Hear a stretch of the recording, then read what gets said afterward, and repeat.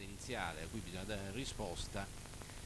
è sempre la stessa: perché oggi un nuovo statuto? Perché oggi un nuovo statuto tramite l'Assemblea? A me sembra che la risposta più immediata, più logica, forse anche più semplice, sia questa, perché come dire che come 50 anni fa, più o meno, quando dopo una guerra che è stata devastante, che poi si è conclusa con una guerra civile, quando dopo una guerra devastante i sardi iniziarono la ricostruzione, la rinascita della Sardegna partendo da un nuovo statuto, anche noi oggi ci troviamo nelle condizioni di fare delle scelte, di individuare sostanzialmente una nuova strada, una nuova via verso cui indirizzare la Sardegna. Cioè, in poche parole, siamo a un bivio: o diamo corpo ad mettiamo in campo un grande progetto di innovazione e di modernizzazione del sistema Sardegna, oppure il gap che ci separa dalle altre regioni più avanzate diventa incolmabile. Io lo dico con franchezza, però credo che sia un concetto abbastanza diffuso. Cioè, mentre tutto il mondo si trasforma con una velocità incredibile, un ritmo impressionante, abbiamo quasi la sensazione che la Sardegna sia immobile. Abbiamo quasi la sensazione che la palude, la stagnazione alla fine abbiano il sopravvento su tutto. Viceversa, sappiamo benissimo quanto siamo coinvolti nelle trasformazioni di carattere economico, istituzionale, culturale, che investono tutto il mondo, ma in particolare che investono l'area di riferimento nostra, che è l'Europa. E siamo anche convinti del fatto che la Sardegna è profondamente coinvolta nelle trasformazioni istituzionali che stanno arrivando nel nostro paese, cioè la strada federalista o di tipo federalista, cioè sostanzialmente i trasferimenti dei poteri dal centro verso la periferia.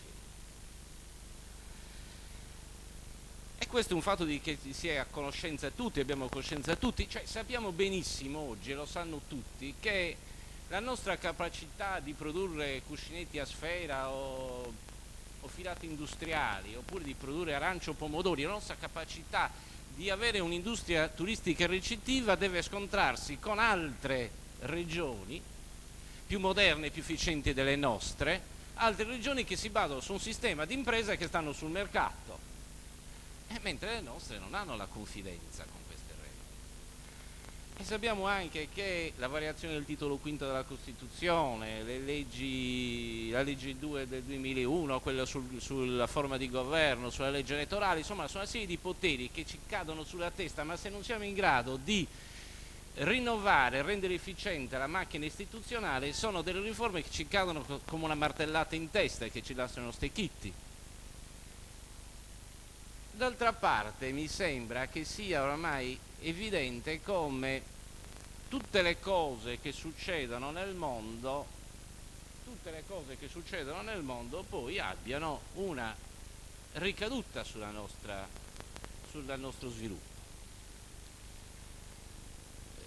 Io non vorrei entrare nel merito di discussioni sulla globalizzazione, sulle cause, sulle responsabilità, sulle implicazioni, che è pure un argomento interessante, ma mi sembra che sia evidente che il cosiddetto mercato comune del mondo globale tende a far sì che il nostro malandato pianeta in questo momento si divide sempre più in aree che hanno dei benefici della globalizzazione e delle aree che ne debbono subire i costi. Io credo che la nostra Sardegna non faccia eccezione. La nostra Sardegna, che sappiamo quanto sia ricca di problemi, di contraddizioni, e che appartenga a quelle regioni che rischiano di vedere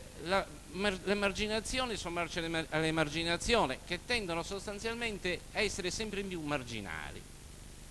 Io vorrei fare un esempio che può essere banale, ma che a me serve, che è questo: quando nel mese di settembre c'è stato il famoso attentato alle Torri Gemelle a Manhattan, tutti gli osservatori del mondo hanno detto giustamente che da quel giorno in poi il mondo non sarebbe stato più lo stesso. Lo abbiamo visto, lo vedremo, le conseguenze sono sotto gli occhi di tutti. Ma per noi sardi, oltre che essere partecipi di una tragedia mondiale, abbiamo anche toccato con mano delle cose più semplici, più immediate. Improvvisamente le voci attive della nostra bilancia commerciale sono crollate. Improvvisamente bisogna chiedere ai fratelli Argiola, Selle Mosca, che hanno visto quanto è calata l'esportazione di vino, o il formaggio, o la stessa industria turistica è crollata, a dimostrare quanto dei fatti che succedono nel mondo hanno immediatamente, nel giro di pochi giorni, una ripercussione sul nostro mercato. Cioè, che cosa voglio dire in pratica? Io vorrei dire che la Sardegna è una piccola fetta di cose molto più grandi, lo Stato, l'Europa, il mondo, all'interno del quale la competitività è altissima è l'innovazione, all'interno del quale le barriere stanno cadendo, non ci sono più protezioni, in cui la regola è la concorrenza sullo sviluppo non solo economico, lo sviluppo culturale, questo è. E la globalizzazione vuol dire che le opportunità sono enormi, ma i pericoli che noi corriamo sono ancora più forti e più gravi se non saremo in grado di mettere in campo un grande processo, come dicevo prima, di modernizzazione. Questo per noi è la globalizzazione. Quindi la risposta a questi fenomeni è sicuramente un'innovazione sul piano economico, sul piano di un sistema produttivo che in gran parte non è più competitivo, e da parte di un sistema istituzionale che non ha la capacità di essere al passo con un sistema di relazioni politiche, istituzionali e culturali che è sempre molto più ampio, più complesso, più mutevole, un sistema di rapporti interni ed esterni alla Sardegna. Volevo ancora dire però che la risposta alla globalizzazione è data anche dalla identità e dalla forza delle comunità locali. Cioè, cosa voglio dire? Voglio dire sostanzialmente che solamente le collettività che sono fortemente coese al loro interno,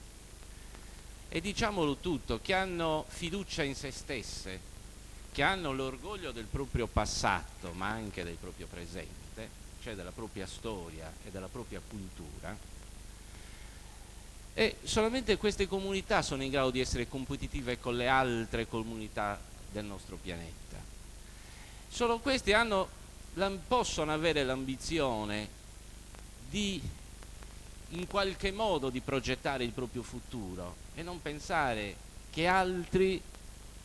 progettino per loro il loro futuro. Io che sono ingegnere dico che progettino sia con un progetto di massima sia con un progetto particolareggiato il loro futuro.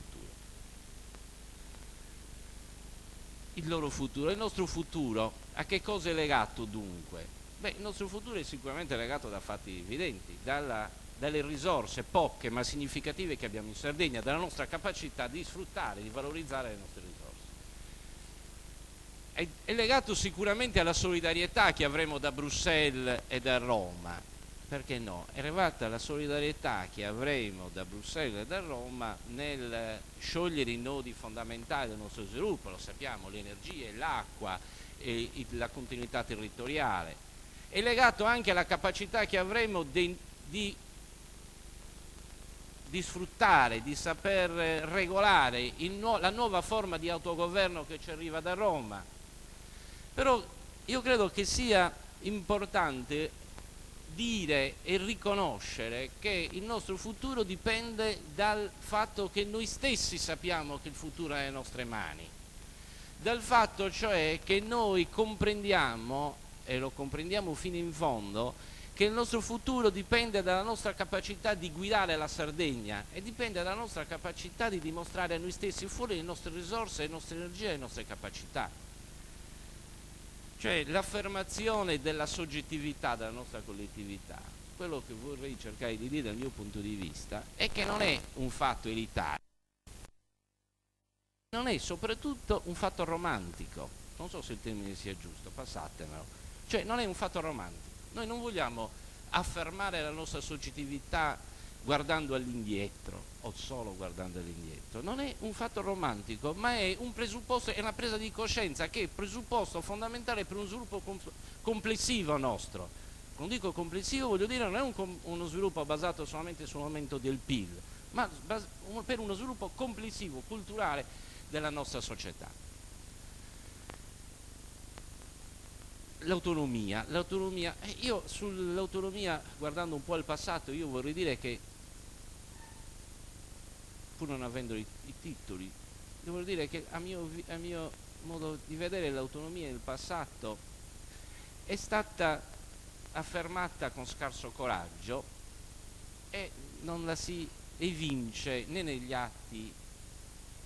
di governo, o in gran parte degli atti di governo, per carità, né nella coscienza né pienamente nella coscienza della pubblica opinione né delle classi dirigenti. Però comunque questa autonomia del passato mi sembra un'autonomia che è basata più che altro nel rendere la Sardegna uguale alle altre regioni, cioè un'autonomia che si basava semplicemente nel chiedere per la Sardegna le stesse condizioni di sviluppo delle altre regioni italiane. Si chiedeva di essere uguali agli altri.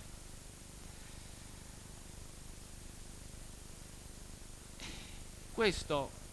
fatto è stato anche accompagnato, una specie di rivendicazionismo, accompagnato secondo me, non sempre anche in questo caso, ma spesso, da una forma di, come posso dire, di lamentazioni, di proteste verso Roma, con un rapporto con Roma similare a quello della Lega, tipo Roma padrona, con una sorta di vittimismo e di piagnisteo che spesso ci ha resi immobili, che spesso ci ha reso immobili, aspettando che poi ci fosse, come in alcuni casi è successo, che da lì del Tirreno, da Roma, ci abbiano tolto le castagne dal fuoco.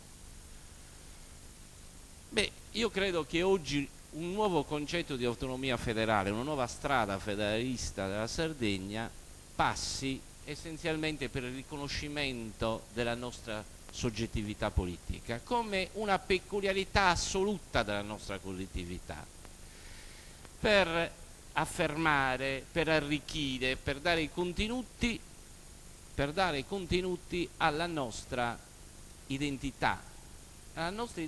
che è un elemento di coesione interna ed è un propellente per il nostro sviluppo. Ancora qualche osservazione per dire innanzitutto che questo naturalmente dal mio punto di vista non vuol dire non credere o mettere in dubbio l'unità, diciamolo tutto, della nostra patria, e né vuol dire che ci tiriamo fuori dal concetto istituzionale, morale, civile dello Stato italiano. Dico semplicemente che una via sarda al federalismo deve trovare all'interno dello Stato gli strumenti e i modi per creare un'unità più vera e più forte, che passa dalla specialità, dalla specificità della nostra collettività,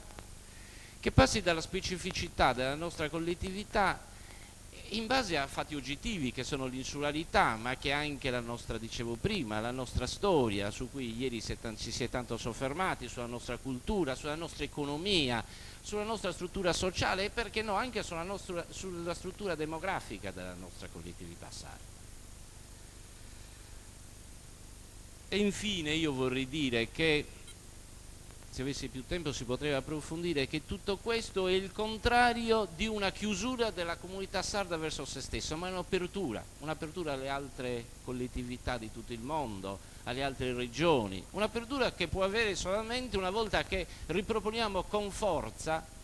il nostro essere, la nostra specificità, la nostra coscienza di essere una collettività coesa e che vuole competere con le altre regioni d'Europa. Beh, secondo me da queste considerazioni, vado a concludere, secondo me da queste considerazioni nasce il perché la richiesta di un nuovo statuto, nasce la richiesta della Costituente sarda. Nasce la richiesta di aprire una nuova frontiera per i sardi nell'Europa e nel mondo. Perché un nuovo statuto? in due parole, il nuovo statuto non perché pensiamo che sia tutto un disastro quello che abbiamo e che tutti i disastri che abbiamo dipendono da questo statuto. Sappiamo tutti, l'abbiamo ripetuto e anche oggi ve l'ho ripetuto altre volte, che non è stato del tutto attuato, sappiamo benissimo che in parte è stato attuato male. Io credo un nuovo statuto perché, per le cose che dicevo prima, perché il mondo è cambiato, noi dobbiamo modernizzare il nostro sistema istituzionale, dobbiamo ricostruire sulla base di un'identità nuova, forte, arricchita, i rapporti della comunità sarda con le altre comunità d'Italia, dell'Europa e del mondo. E perché un'assemblea costituente? Perché questo tipo di riforma, per questo tipo di riforma è, in termini di identità, di specialità, di innovazione, di modernizzazione, di portata straordinaria ed è di natura costituente, perché sostanzialmente solo con la partecipazione dei cittadini a un'assemblea che li veda protagonisti, un'assemblea che li veda protagonisti, artefici del nuovo statuto, si può mettere in piedi un processo di profondo cambiamento che oggettivamente credo che sia oggi un'esigenza dei sardi, sia una richiesta della comunità sarda e sia una necessità per poterci confrontare in un mondo che è diverso. Grazie.